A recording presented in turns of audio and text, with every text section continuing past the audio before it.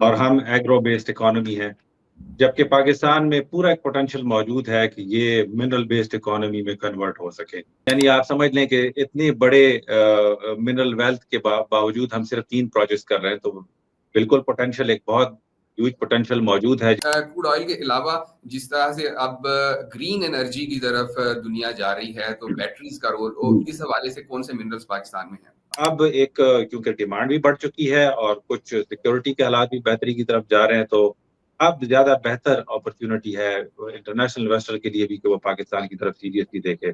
क्या वजूहात थी कि पाकिस्तान गुज़िश्ता दहाइयों में इन जो मिनरल्स हैं उनको सही तरीके से एक्सप्लोर नहीं कर सका और यूटिलाइज नहीं कर सका? सर, थोड़ा सा अगर आप मुख्तसरन बता दें कि पाकिस्तान के किस किस इलाके में कौन कौन से मिनरल्स हैं? तो कोशिश तो इनकी लगी रहती है टेक्निकली। थोड़ा सा ये बात एग्जैजरेटेड है कि कोई चीज पड़ी है और ये नहीं उसको हाथ लगा रहे या नहीं, ऐसा नहीं है। और कंपेयर कर रहे हैं कि इंडिया अगर ढूंढ सकता है तो ये बिल्कुल एक बॉर्डर का फासला है, तो हम भी इसमें कोई ना कोई एक ऐसा हिडन पोटेंशियल निकाल लेंगे। पोटेंशियल जरूर मौजूद है, it's all about time.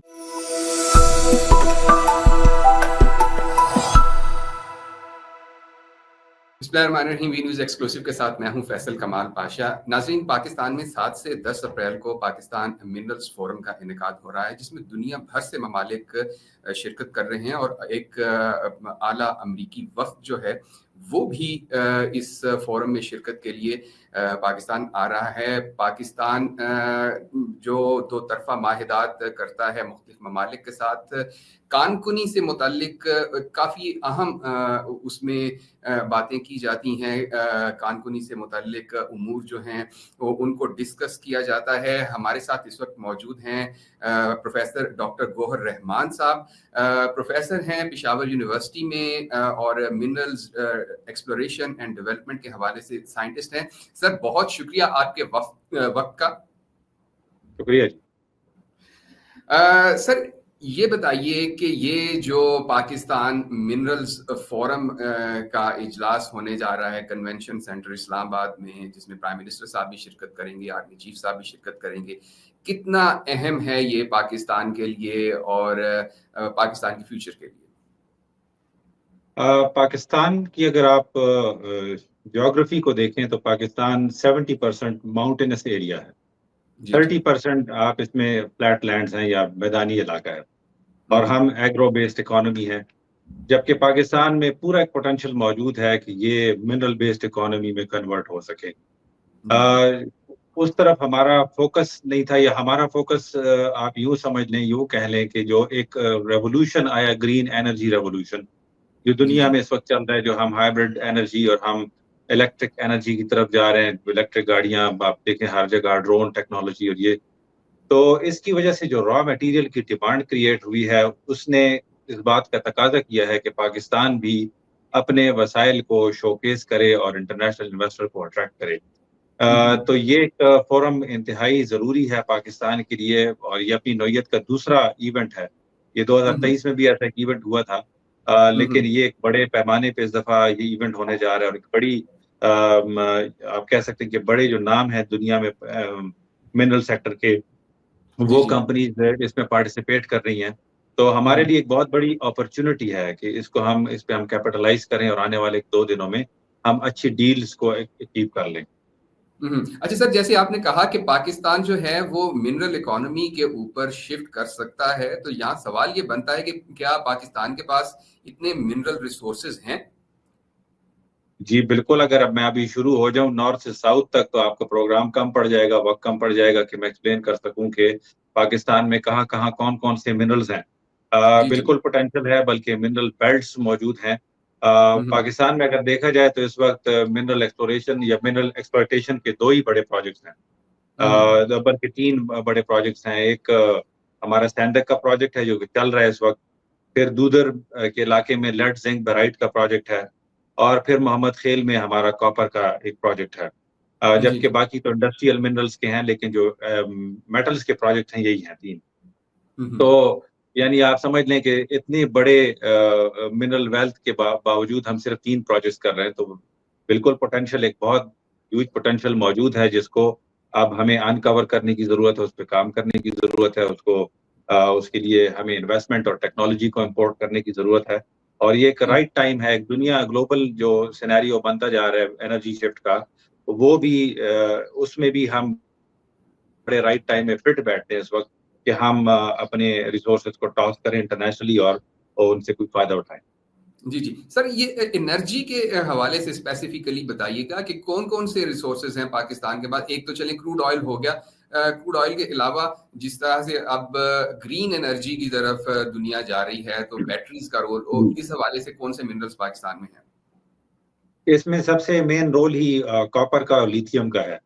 Ji, ji. Copper तो हमारे पास ये जो चाही मैग्मेटिक आर्क इसको हम कहते हैं अपनी जियोलॉजिकल टर्म्स में।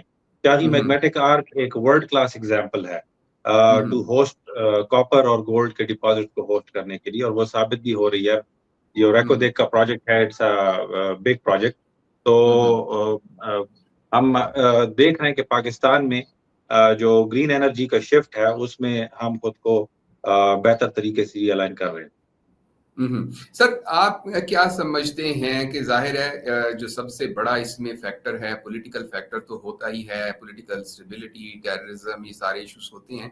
लेकिन इससे हटकर क्या वजूहात थीं कि पाकिस्तान गुज़िश्ता दहाइयों में इन जो मिनरल्स हैं उनको सही तरीके से एक्सप्लोर नहीं कर सका और यूटिलाइज़ नहीं कर सका?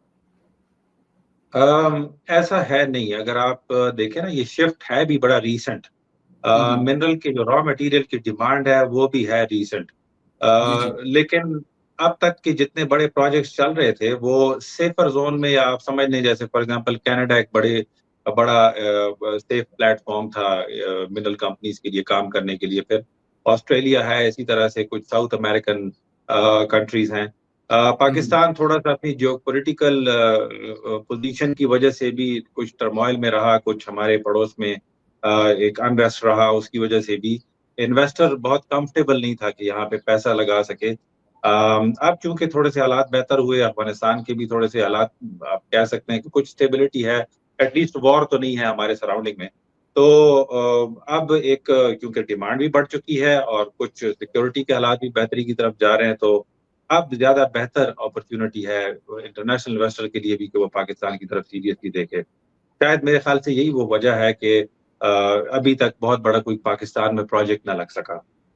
हुँ, हुँ। अच्छा सर ये हमने देखा जैसे अभी तो वो कानें भी बंद हो चुकी हैं, स्वात के अंदर एमराल्ड्स की जो कानें थीं लेकिन हमने ये देखा कि उनकी जो कटिंग और पॉलिशिंग थी, उसकी टेक्नोलॉजी नहीं थी वहाँ पे जिसकी वजह से रॉ सारा जो है वो एक्सपोर्ट होता रहा। आप क्या समझते हैं कि पाकिस्तान को अपने जो मिनरल्स हैं, उनको प्रोसेस करने के लिए, उनको वैल्यू एडिशन करने के लिए क्या चीज़ें दरकार हैं और गवर्नमेंट को क्या चीज़ें टेक्नोलॉजी इंपोर्ट करनी चाहिए? जी। जेमस्टोन्स की जहाँ तक बात है, आपने एमराल्ड का ज़िक्र किया। एमराल्ड चूँकि मेरे ख़्याल से उस वक़्त शायद जिस वक़्त की आप बात कर रहे हैं तब टेक्नोलॉजी नहीं थी, लेकिन अब काफ़ी अरसा हो गया हमारी जेमस्टोन मार्केट थोड़ी मैच्योर होती नज़र आ रही है। इवन हम पेशावर में एक बहुत बड़ी नमक मंडी के नाम से एक बहुत बड़ा एक हमारे पास जेमस्टोन की मार्केट है जो कि दुनिया में रिनाउंड है, और इस मार्केट में इस वक़्त बड़े प्रोफ़ेशनल कटर्स मौजूद हैं, बड़े अच्छे हम जेमस्टोन्स प्रोड्यूस कर रहे हैं और यहीं पे उनको कट कर रहे हैं, और यहीं से ही इंटरनेशनल मार्केट के ऊपर हम ईबे और मुख्तलिफ प्लेटफ़ॉर्म से उनको बेच रहे हैं। तो वहाँ तक की टेक्नोलॉजी तो है, लेकिन जहाँ हम बात करते हैं मेटालिक मिनरल्स की, जहाँ हुँ, ये हुँ। ग्रीन एनर्जी वाले मिनरल्स की हम बात करते हैं, इनमें टेक्नोलॉजी हमारे पास माइनिंग की नहीं है, इनको रिफाइन करने की नहीं है, बेनिफिशिएशन की नहीं है। तो हुँ, हुँ। इनको हमने अब देखना है कि ये हमारे लिए जो इंटरनेशनल इन्वेस्टर आ रहा है,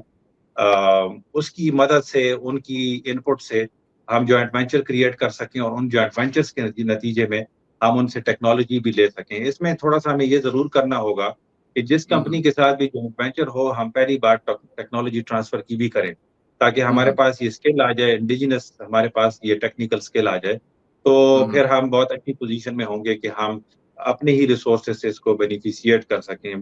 टेक्निकल टर्म्स में इसको बेनिफिशिएशन कहते हैं, जब हम किसी और को 10% से 90% तक पहुँचाते हैं, उसकी कसाफ़त में इज़ाफ़ा करते हैं। हुँ, हुँ, तो हुँ। ये टाइम लेगा थोड़ा-सा टेक्नोलॉजी का इस फ़ील्ड में फुक़दान ज़रूर है।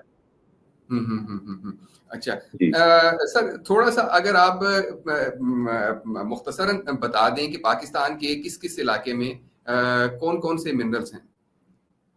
पाकिस्तान के नॉर्थ से अगर आप स्टार्ट लें, स्कर्दू, गिलगित, तो यहाँ पे हम वर्ल्ड क्लास एक्वामरीन प्रोड्यूस करते हैं। इसके अलावा स्वात के अलावा के इलाके से हम एमरल्ड प्रोड्यूस करते हैं, टॉर्मलिन, ये तो वो जेमस्टोन वैराइटीज हैं जो हुँ, कि हुँ। हम प्रोड्यूस कर रहे हैं। अभी रिसेंटली इवन मोमंद में एक ऐसा एमरल्ड की शेप लाइक एक वो है, तो वो भी एमरल्ड के नाम से मशहूर भी हो रहा है और उसको उसकी पब्लिसिटी भी हो रही है। ये मोमंद में पहली डिस्कवरी है। तो और इसके अलावा हमारे पास चित्राल के अंदर लेड, जिंक और एंटीमनी के डिपॉजिट्स हैं। हुँ, हुँ। और इसके अलावा जो आप नीचे आते जाएं तो कोरम एजेंसी है आपके पास, सोपस्टोन के बहुत बड़े ज़ख़ीरे हैं। और सोपस्टोन हम, क्योंकि अभी उधर थोड़ा-सा अनरेस्ट था, लेकिन वहाँ पे भी बहुत बड़ा ज़ख़ीरा मौजूद है जो कि एक्सपोर्ट क्वालिटी का सोपस्टोन है।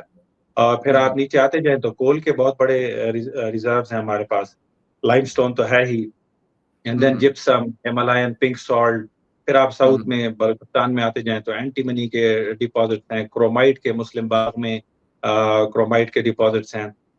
वज़ीरिस्तान के अंदर क्रोमाइट और कॉपर के डिपॉज़िट्स हैं। फिर आप नीचे चागी मैग्मेटिक आग तो किसी से छुपी नहीं, उधर भी हुँ, हुँ। कॉपर गोल्ड के डिपॉज़िट्स हैं। फिर आप फुज़दार और साउथ की तरफ यूँ-यूँ आते हैं तो लेड, बेराइट और ज़िंक के डिपॉज़िट्स हैं। तो हुँ, हुँ। बहुत सारा काम करने की ज़रूरत है और बहुत सारा पोटेंशियल मौजूद है जो कि अनटैप्ड है इस वक़्त। हुँ, हुँ। अच्छा सर ये कहा जाता है कि पाकिस्तान जो है, जो इसकी क्रूड ऑयल कैपेसिटी है, उसका बहुत कम ये इसने एक्सप्लोर किया है और उसको यूटिलाइज़ कर रहा है। इसमें कितनी सदाकत है? अ, कोशिश तो पूरी होती है। देखें, ये कंपनियाँ चलती हैं तो इनकी तो कोशिश यही होगी कि जितना ज़्यादा ये ढूँढ सकें, जितना ज़्यादा ये एक्सप्लॉइट कर सकें, उतना ये फाइनेंशियली ग्रो करेंगी। हाँ, आप हाँ। ओजीडीसीएल, पीपीएल, मारी एनर्जीज़, ये बड़े-बड़े नाम हैं। हुँ, हुँ। इवन फॉरेन कंपनीज़ भी हैं। तो कोशिश तो इनकी लगी रहती है टेक्निकली। थोड़ा-सा ये बात एक्ज़ैजरेटेड है कि कोई चीज़ पड़ी है और ये नहीं उसको हाथ लगा रहे या नहीं, ऐसा नहीं है। हाँ, मेरे हाँ। ख़्याल से एक्सप्लोरेशन चैलेंजेज़ होते हैं, ये इतना आसान काम नहीं होता और हुँ, बहुत हुँ। सारे चैलेंजेज़ होते हैं और उसमें ज़ाहिर-सी बात है, कहीं आपको नाकामी होती है, कहीं कामयाबी होती है। हुँ, लेकिन हुँ। हाइड्रोकार्बन के फ्रंट पे भी बहुत इंटरेस्टिंग डेवलपमेंट्स हुई हैं। जैसे अभी रिसेंट मारी एनर्जीज़ की जो डिस्कवरी थी वज़ीरिस्तान में, जी, ये जी। एक अब नया नया फ्रंट है। आप समझ लें कि जियोलॉजिकली या टेक्निकली, साइंटिफिकली यहाँ हुँ, पे हुँ। ज़्यादा हाई रिस्क एरियाज़ को माना जाता था इन टर्म्स ऑफ इन्वेस्टमेंट, लेकिन वहाँ पे तेल और गैस के ज़ख़ीरे की दरियाफ़्त एक बहुत बड़ा एक नया चैप्टर खोलेगी। इसी तरह हुँ, हुँ। पीपीएल ने कलात ब्लॉक में उनकी डिस्कवरी हुई। ये अब इंटीरियर ऑफ रेंजेस हैं। तो ये एक नई-नई जो चीज़ें डेवलप हो रही हैं, ये भी बहुत पॉज़िटिव हैं पाकिस्तान की उस ग्रोथ के लिए और हाइड्रोकार्बन सेक्टर के लिए। 1-2 चीज़ें हैं जो कि मैं यहाँ पे ज़रूर बताता चलूँ। हुँ, पता हुँ। नहीं ये कितना रिलायबल होगा ये सोर्स, लेकिन चूँकि मैं भी कंसल्टेंट हूँ ऑयल एंड गैस सेक्टर से, ये कहा जाता है कि शायद हमारी जो पाइपलाइन का इंफ्रास्ट्रक्चर है, हुँ, हुँ। वो उस कैपेसिटी का नहीं है कि जो हमारे कुएँ हैं वो फुल प्रोडक्शन पे जा सकें। जी, हमारी जी। पाइपलाइन जितनी जो रिफाइनरीज़ तक ऑयल को पहुँचाती हैं, जो मेजर हमारे हब्स के साथ जुड़ी हुई हैं, वो उनकी कैपेसिटी इतनी नहीं है। यानी अगर उसमें फुल प्रोडक्शन और फुल फ्लो दिया जाए तो हो सकता है वो पाइपलाइन ब्लो आउट कर जाएँ। तो उस हुँ, हुँ। इंफ्रास्ट्रक्चर में मेबी हम थोड़ा-सा काम करें और उनको हम डेवलप करें ताकि हमारे ऑयल एंड गैस के वेल अपने फुल पोटेंशियल पे चल सकें। हुँ, हुँ, हुँ, हुँ। सर हमारे समंदर में भी है क्रूड ऑयल? जी बिल्कुल, आप देखें तो समंदर में जगह-जगह पे आपको जज़ीरे निकलते नज़र आते हैं। ये जी, जी। मीथेन गैस की सीप्स हैं। तो हाँ, एक हाँ। चीज़ तो समझ आती है कि नीचे जो सिस्टम है वो कहीं मैच्योर है और ये नीचे कहीं ज़ख़ीरा मौजूद है। आप जी, जी। बॉम्बे हाई को देख लें इंडिया में, वो हुँ, एक हुँ। उधर बहुत अच्छे जियोलॉजिकल स्ट्रक्चर्स मौजूद हैं और वो प्रोडक्शन ले रहे हैं। हुँ, बॉम्बे हाई हुँ। के साथ ही हमारा इंडस वो है ऑफशोर है। अब जी, जी। इंडस ऑफशोर के अंदर काम हो रहा है। अब इस वक़्त भी एक बड़ा प्रोजेक्ट पाकिस्तान में चल रहा है बेसिन स्टडीज़ के नाम से, पाकिस्तान बेसिन स्टडीज़। हुँ, और हुँ। उसमें फ़ॉरेन एक कंपनी को ये प्रोजेक्ट मिला हुआ है और वो इस वक़्त साइंटिफिक रिसर्च इसके ऊपर कर रहे हैं और हुँ, कंपेयर हुँ। कर रहे हैं कि इंडिया अगर ढूँढ सकता है तो ये बिल्कुल एक बॉर्डर का फ़ासला है, तो हम भी इसमें कोई ना कोई एक ऐसा हिडन पोटेंशियल निकाल लेंगे। पोटेंशियल हुँ, हुँ। ज़रूर मौजूद है, इट्स ऑल अबाउट टाइम। कि किस वक्त हम इसमें कामयाब होते हैं, कोशिश भी हो रही है sincere. Sir, Pakistan minerals forum का ये जो इजलास होने जा रहा है, इस हवाले से आपकी क्या तवक्कुआत हैं और आप क्या समझते हैं कि इन्वेस्टमेंट आने के बाद कितने अरसे में ये अवाम के लिए फ्रूटफुल साबित हो सकते हैं? थोड़ा सा टाइम टेकिंग होता है, हमें थोड़ा सा पेशेंट रहना पड़ेगा रियलिस्टिकली स्पीकिंग, क्योंकि एक अगर हम कुछ उनको रिसोर्स बता भी देते हैं तो उसको रिजर्व में कन्वर्ट करना, यानी उसको एक्चुअल कैलकुलेशंस उसके ऊपर करना, और आप उसको माइनिंग स्टेज तक लेके जाएं तो उसमें भी काफी स्टेजेस होते हैं। तो आप यूं समझ लें कि आने वाले इसका फ्रूट मिलेगा आने वाले 10 सालों में, अगर मैं सेफ स्टेटमेंट यहाँ पे दूं। इससे जल्दी भी हो सकता है, लेकिन 10 सालों में फ्रूट मिलना शुरू हो जाएगा। नाज़रीन, डॉक्टर गौहर रहमान साहब की गुफ्तगू आपने सुनी। पाकिस्तान एक मिनरल रिच कंट्री है और दुनिया जो है वो इस वक्त जो एनर्जी के दीगर ज़राए हैं उनके ऊपर मुंतकिल हो रही है, और इस हवाले से पाकिस्तान का अहम किरदार सामने आ रहा है। और पाकिस्तान में ये मिनरल फोरम जो है ये 7 से 10 अप्रैल को होने जा रहा है, जिसमें पाकिस्तान के आला हुकाम भी शिरकत करेंगे और दुनिया भर से वफूद इसमें आएंगे।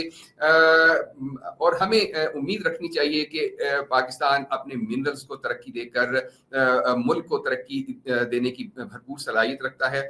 हमें इजाज़त दीजिए। अल्लाह हाफ़िज़।